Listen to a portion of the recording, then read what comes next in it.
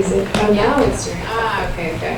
I see. So it's directly to. It's directional microphone. Okay, perfect. Hi, everybody. Hi. Thank you for being here.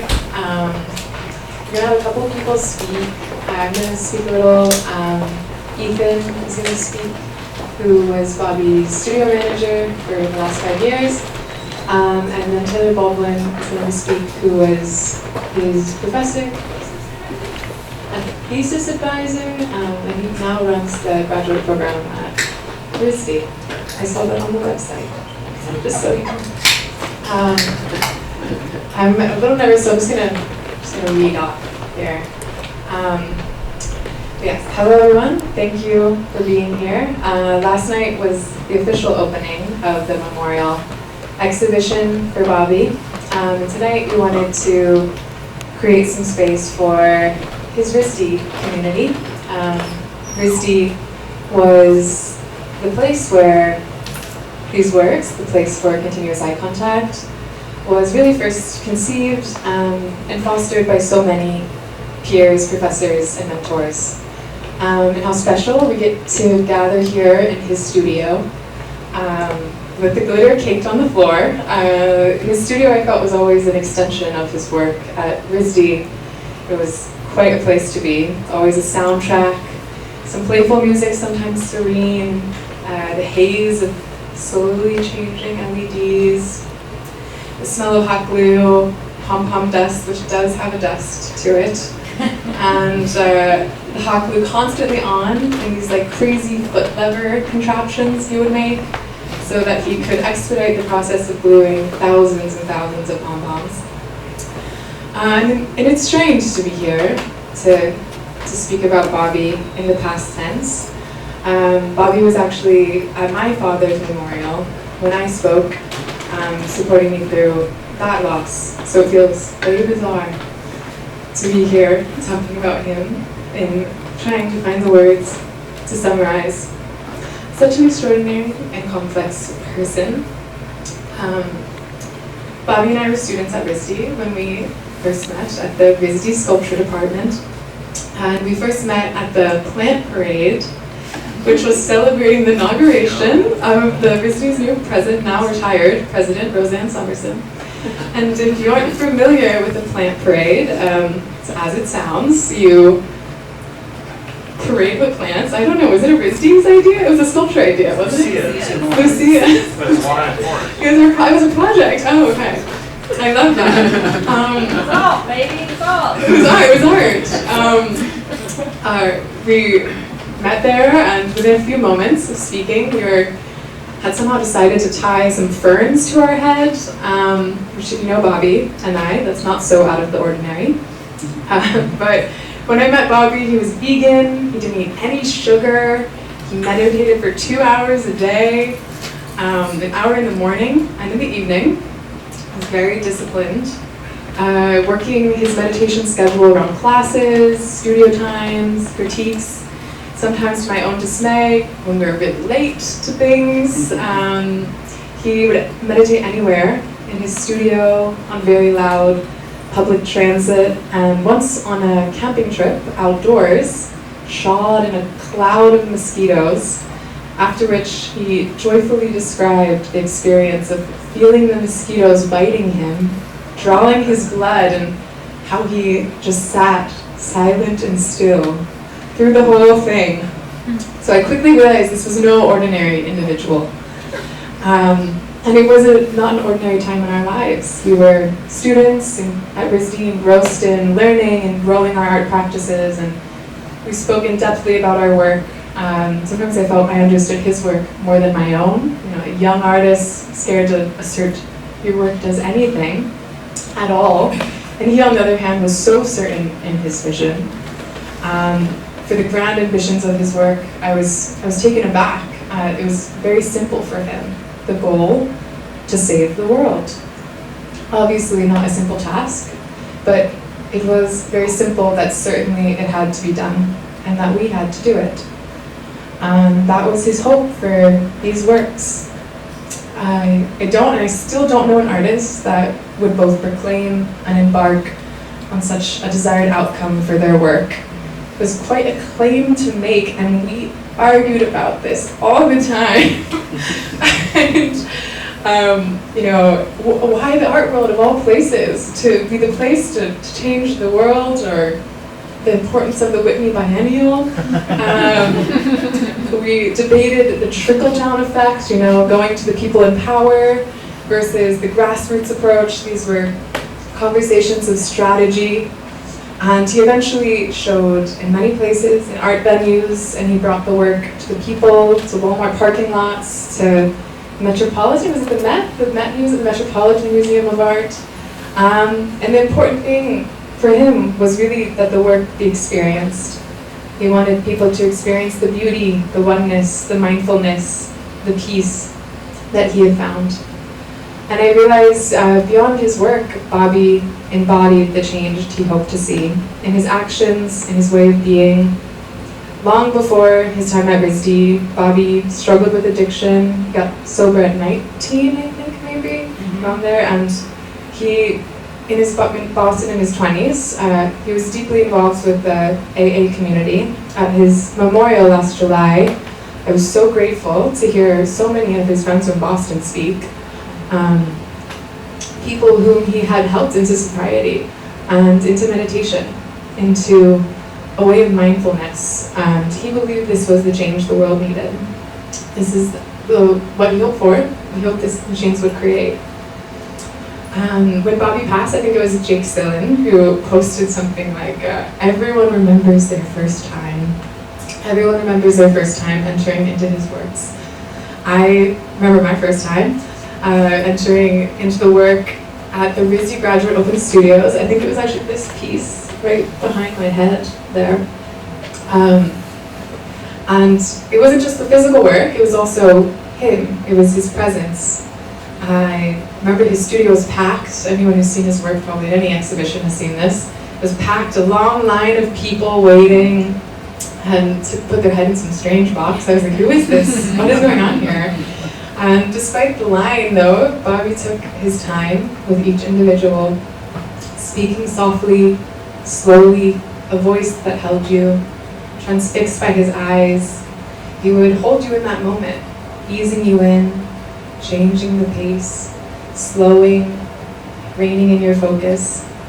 He would explain how the piece worked, answering any questions, taking his time, and even as the line grew very, very long, I believe you only let one person, you tell me this is true, Ethan, let one person skip, and it was David Byrne at Spring Break Art Show. He showed up, and he was so regretful that he let him skip the line. He was like, my ethics, what have I done? So, but once you're inside these works, once I was inside that strange box, it was a mirror, and you saw your reflection. You looked into your own eyes, the walls vibrated, they blurred. Third eye here, and it was so unique and beautiful. I think I was teary-eyed. And I look at these works, so many of which were conceived at RISD, or the beginnings of which were at RISD, and I realized how lucky we were to witness his and our own practices growing together. It reminds me of the beauty of sculpture and the strangity that these pom-poms, little bits of fluff and plastic glue, could outlast their creator, but somehow also encapsulate some part of him, some part of his essence. And I think just what gifts these are, that we can be held, surrounded, cocooned by his universe, his vision. A weighted blanket of pom-poms over your body, the tiger blanket that shapes to your back, a dome that centers you, a gift from him to you. And we work too much, I think. Hot glue, a curtain of color vibrating, created by his hand, the externalization of his inner world.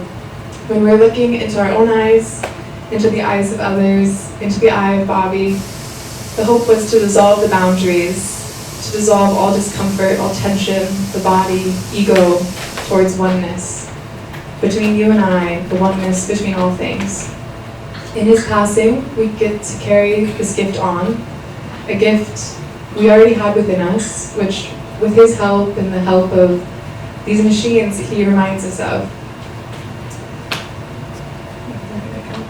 We remember we can turn towards the other as an extension of the self, to turn towards the other kindly, gently, givingly. At his best, Bobby embodied this. However, he was also human, complex, and contradictory. But you could see it in the way he would interact with people. The way he would look at you, being present with everyone. Every service person, every barista and waiter loved him. The transient, those in need, he always took the time, helping how he could. And he always spoke so softly, always with kindness, looking right at them, seeing them. It is rare to see such openness and care. It's also hard to hold this awareness, the truth that we're all one. When there's so much pain, there's so many in pain. And Bobby felt this deeply. It weighed upon him, at times inhibitingly so, but most often it gave urgency and purpose to this work, this practice. This is why he wanted to save the world. Having seen such beauty, he wanted us to see it. Having felt such peace, he wanted us to feel it. Having known this oneness, he wanted us to know. Now, what we have left is his vision, these works, and the ways in which he made us each feel seen and known. I hope everyone has a chance tonight to either again or for the first time experience these works and to take with them some of the stillness, the silence, and peace. Thank you guys.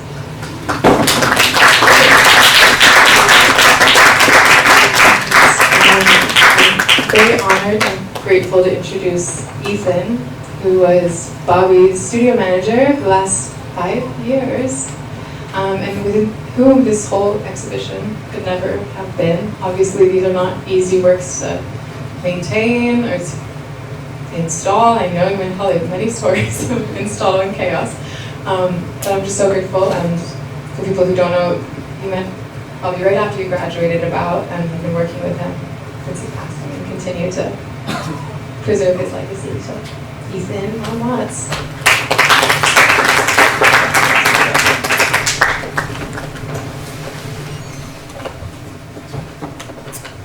Hey guys. My name is Ethan Von Watts. I've been working with Bobby for 5 years. I had prepared remarks that I read last night, so I'm going to try an extemporaneous ramble and see how that goes.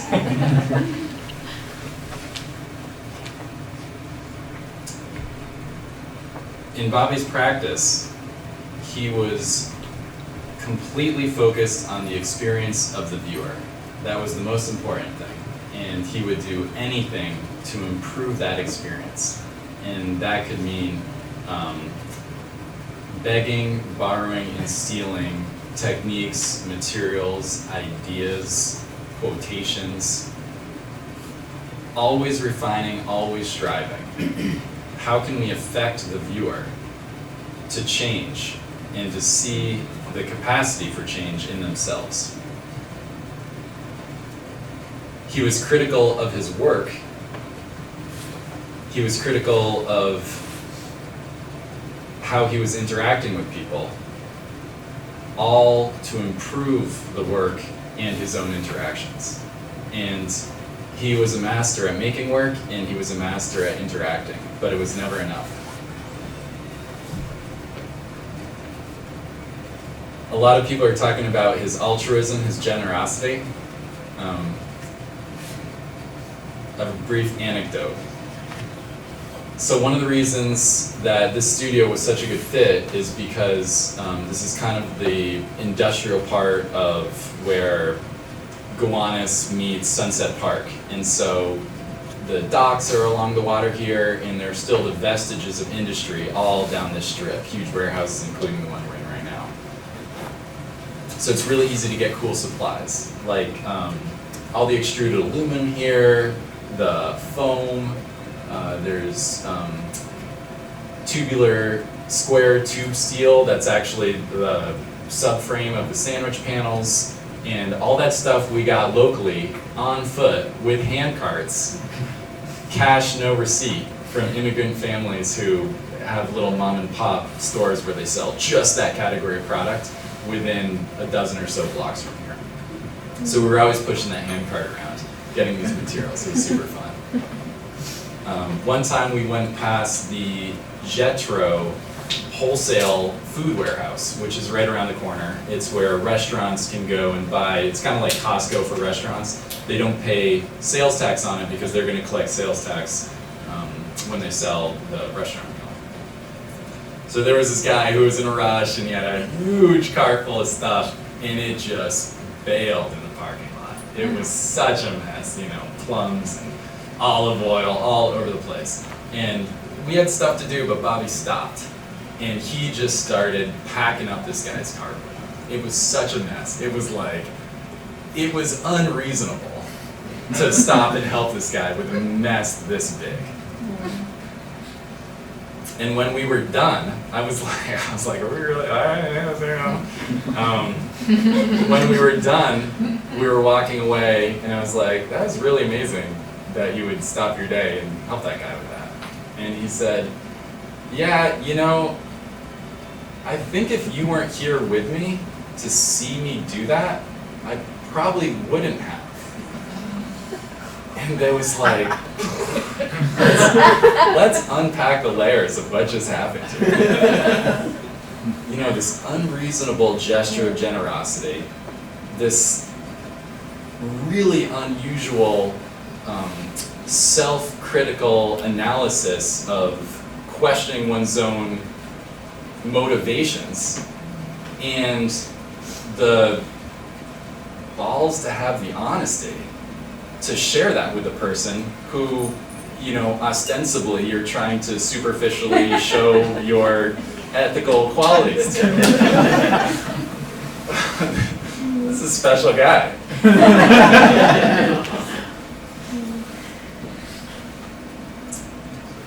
Actually making the work, we were a really good fit for each other.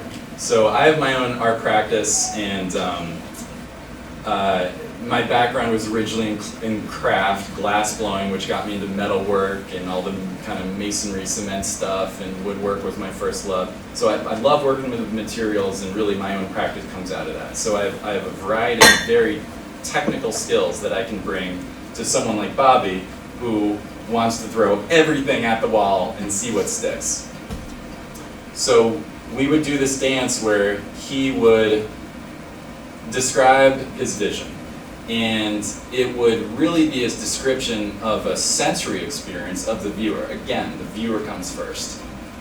From that sensory experience, he would create a spatial structure and the light, and he would speak impressionistically. And I would be jotting down notes, you know, which would turn into suggestions for materials, structures, technologies, that sort of thing. But I didn't want to get in his way because it was a live action poem. And then I would put the notes together and he'd be like, okay, yeah, I need to start throwing dimensions at me. And then as a fabricator, working with these materials that are like hard to cut and hard to bend and hard to drill, like, let's figure out where that hole is before we just start punching holes in this thing. We're just gonna end up with an aluminum Swiss cheese sandwich. So I would draw what he described in, as a schematic. And he would look at it and he would be like, that is nothing like what I just described. In that space between the perfect artwork in his own mind, which was really an emotional and sensory experience, and this physical world that we're occupying, building that bridge between those two worlds was always a struggle for him, and he was never satisfied that the finished object in sensory experience checked all the boxes of what that perfect image in his mind was. And that compelled him to keep going and make the next one. Every piece in here and every piece he made was a prototype. There is no finished artwork in here. There wasn't gonna be a finished artwork.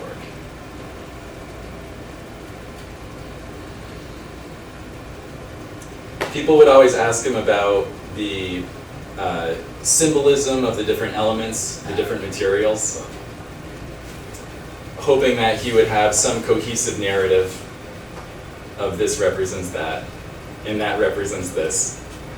And I have 3 19th century aesthetic philosophers who inspired me to go do-re-mi with those 3 ideas. And what he would come up with, if he would, was whatever idea he was trying out that day. That said, some elements did keep coming up again and again and again.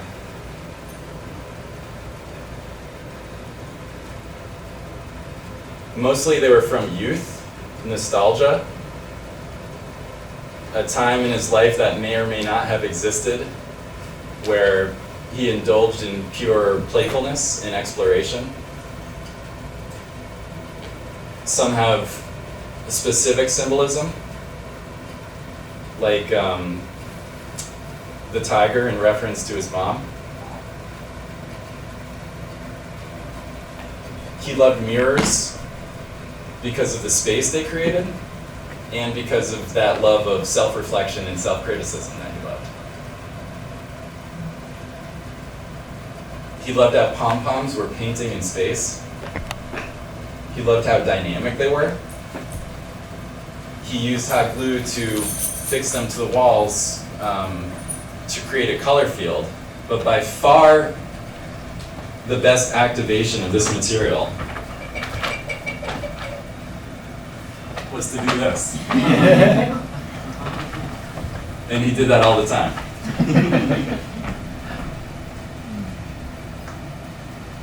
The moment from when he decided that he was going to activate the pom-poms to the moment when he actually made the action painting of activating them and then letting each of those inanimate objects fly with its own life, to live its own life. And then he would watch them fly and watch them settle. It was like spinning a gyroscope or something.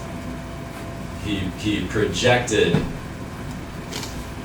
consciousness into these inanimate objects. They were his little friends. And these spaces are communities full of life.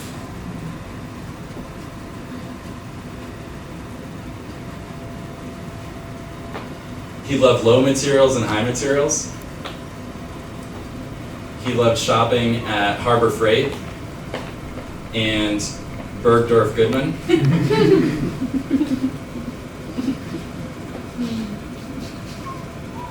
He loved taking really nice fabricated structures that I painstakingly got my welds real tight on, and then slopping paint all over it. What kind of sloppy paint? The finest yacht paint you can get.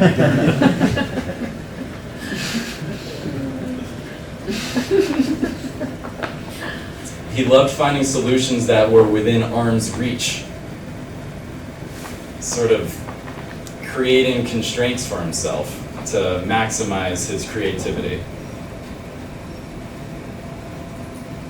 He loved failure mode testing of materials. We would yank on things, hit them with a hammer, burn a lot of things. He loved making things just safe enough to be safe, and no safer. He loved fixing and mending, making the bed every time. He loved when the LEDs would glitch and flicker, and absolutely was juiced when he found the loose wire to kill that flicker.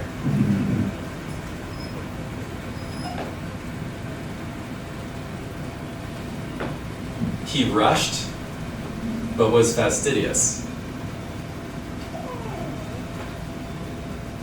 He was impulsive, but obsessive.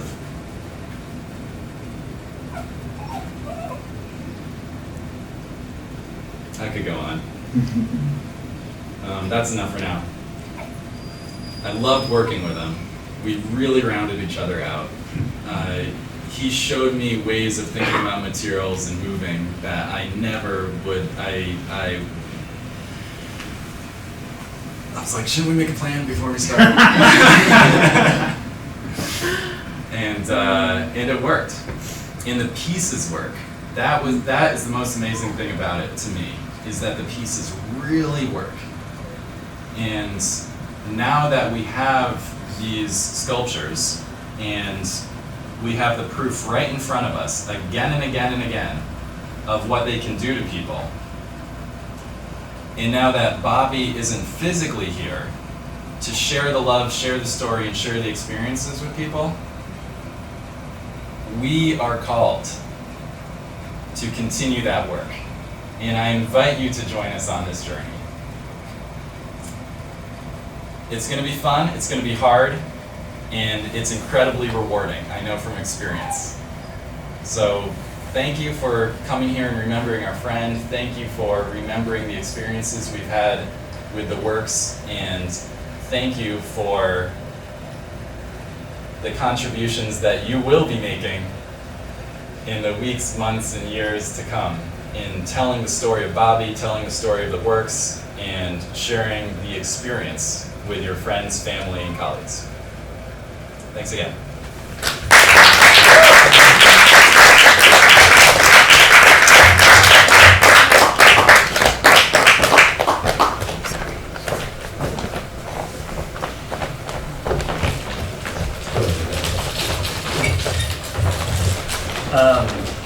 It's kind of been amazing to hear two other people speak right before me, because a lot of the same themes.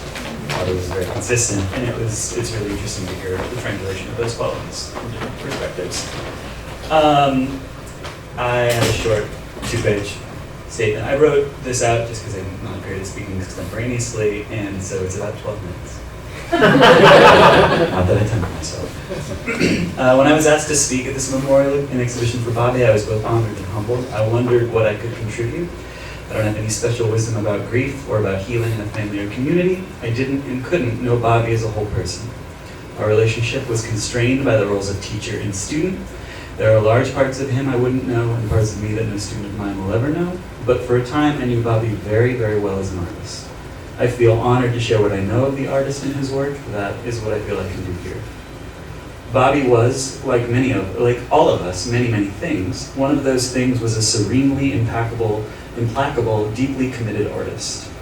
He and his art had a special intensity reserved only for the true believers of a creative path.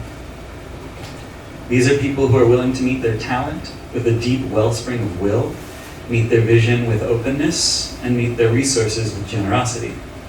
And above all, meet their insecurity with a fearless willingness to go far, far out to the edges of experience, perception, and consciousness and report back. Bobby was able to get truly far out. And he wanted to bring back to us what he thought was truly important and impactful to know about what was out there. To bring back what he believed would help us.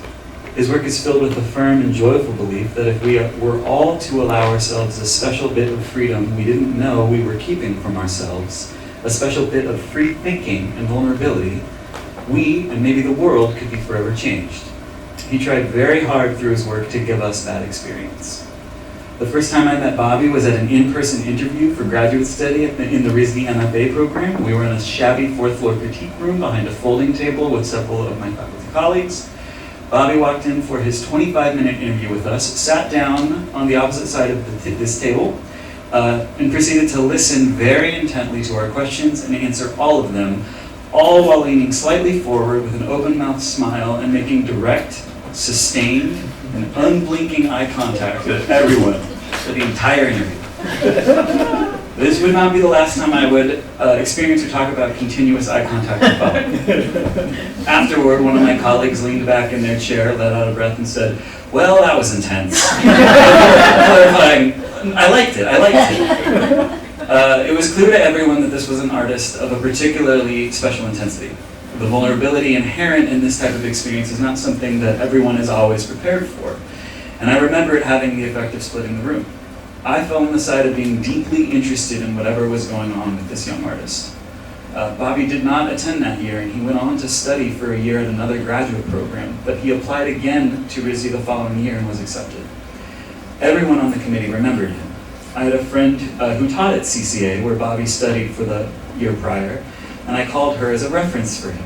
She told me that she thought Bobby was a genius and that we were lucky to have him study with us. I would learn that we were. I worked closely with him over the next 2 years. I discovered Bobby to be an artist deeply connected to his artistic vision, probably the most out of the hundreds that I know. During his time in grad school, when I knew him best, he made artwork like his life depended on it. I think if you had asked him, he might have said he felt it did. As I said, our relationship was constrained by the roles that we were both placed in when we met, student and teacher, although we were probably closer in age and experience than those archetypes suggest. Over time, there would be some slippage in those roles, specifically after he graduated, but for most of our relationship, my job and my interest lay in having long, regular conversations with Bobby about what he was making, how and why he was making it, and what mattered to him. If you know Bobby, you know that meant a series of profoundly intense, far-ranging, and deeply felt conversations. At that point in my life as an educator, I was very ready for this. We had many wild conversations. A few notes from that time. His was the only artist talk I ever saw that left some members of the audience openly weeping. He is the only student I've had to ask to wear shoes to class. He made half of an absolutely incredible stop-motion animation that is back on that wall. He made some questionable photographic experiments, like you should in grad school.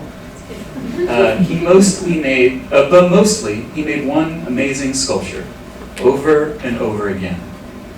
As I understand it, he was only ever trying to make one sculpture. He made it again and again with different formats and materials for an audience of one person, then two people.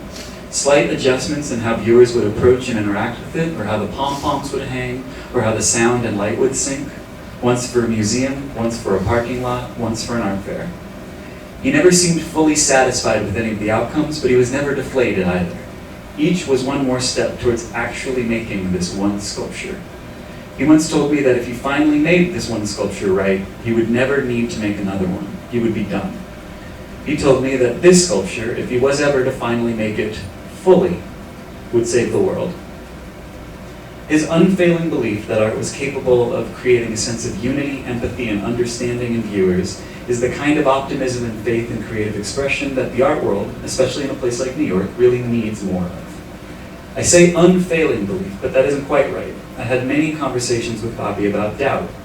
He did have doubts and fears. He talked with me about his doubt that anything, let alone something as feeble as a work of art, could connect deeply with anyone at a broad scale, or that anything would be capable of changing and opening the minds of powerful people in a position to address world problems in time, or that what he was doing as an artist was anything but self-focused and ineffectual. These are insecurities familiar to any artist in this room.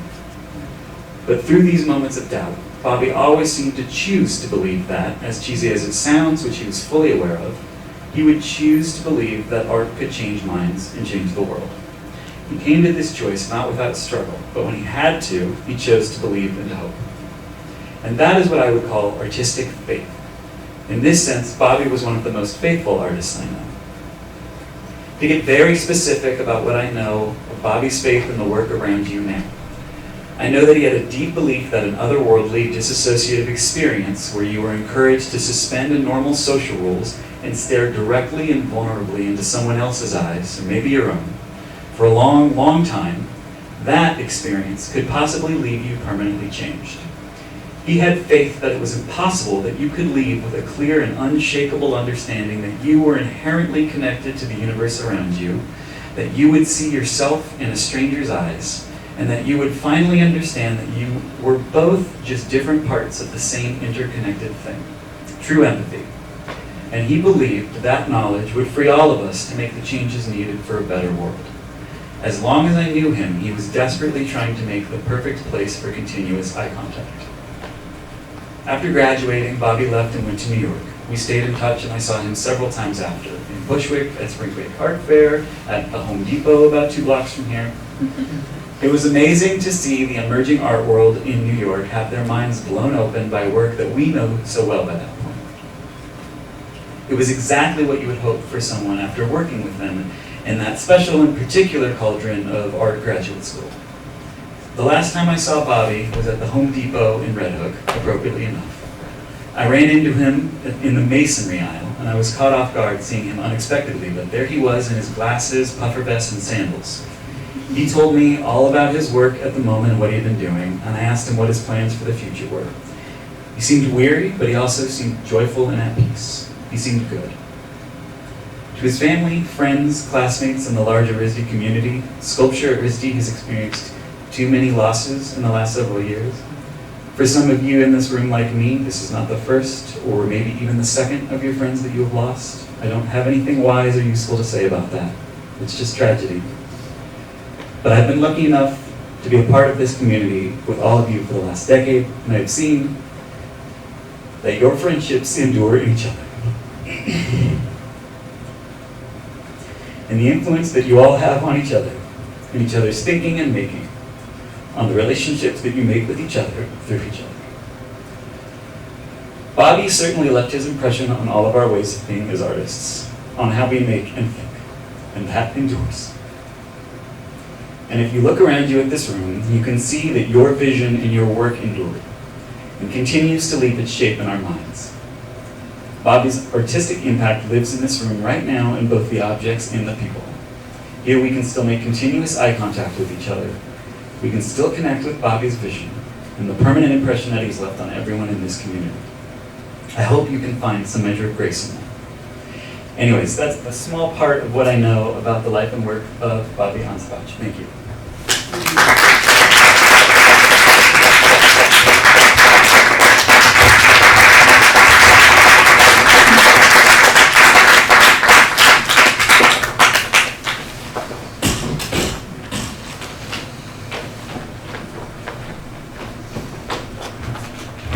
Thank you guys. Thank you so much for coming. Thank you for speaking to Ethan. For everyone who doesn't know, Bobby's family's here. Jane, his mom, Bob, his dad, and Sean, his brother, and I know Buff will have amazing stories about his time at RISD, so feel free to grab them and share some stories. And thank you guys for being here. I know Jules, you would enjoy can I say one thing Oh, really please quickly? come I'm up, of course. I don't have to come up. No, it's going to be quick. But it follows up on something Taylor just said. This afternoon, people were going through this, and I love to just sit here and watch them exit. And this afternoon, late in the afternoon, a lady who had never been in one of Bobby's installations went into the Tiger. She's a friend of Tina's who's sitting to my right. She'd never seen it. She really knew nothing about it. She came out. She said 3 words.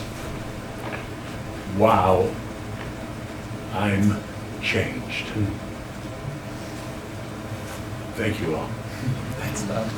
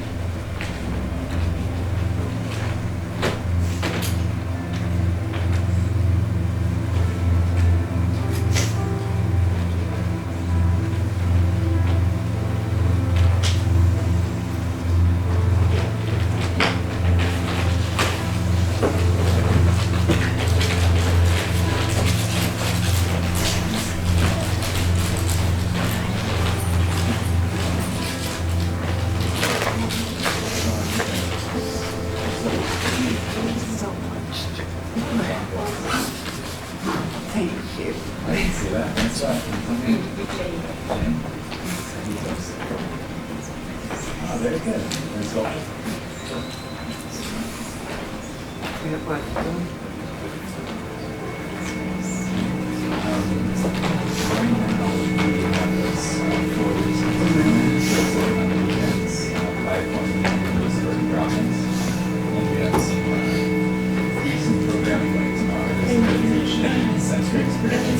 Then there are some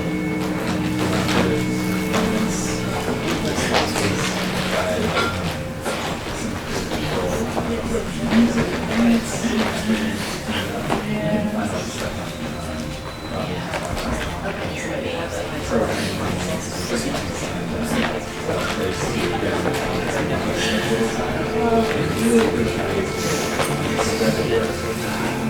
spread layers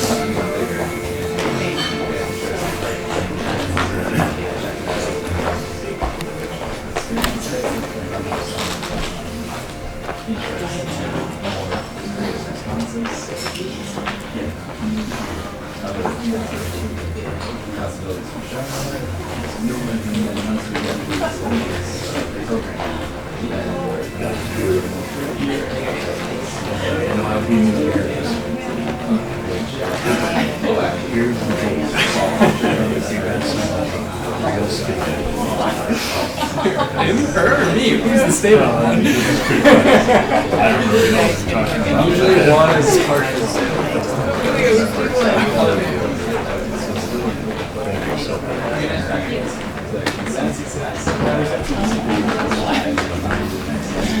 I think by now he's not Bob.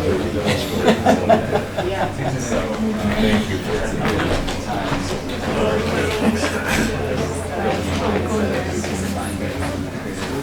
There really is something very special. Just sitting here watching these guys. I could do this for, I could do that.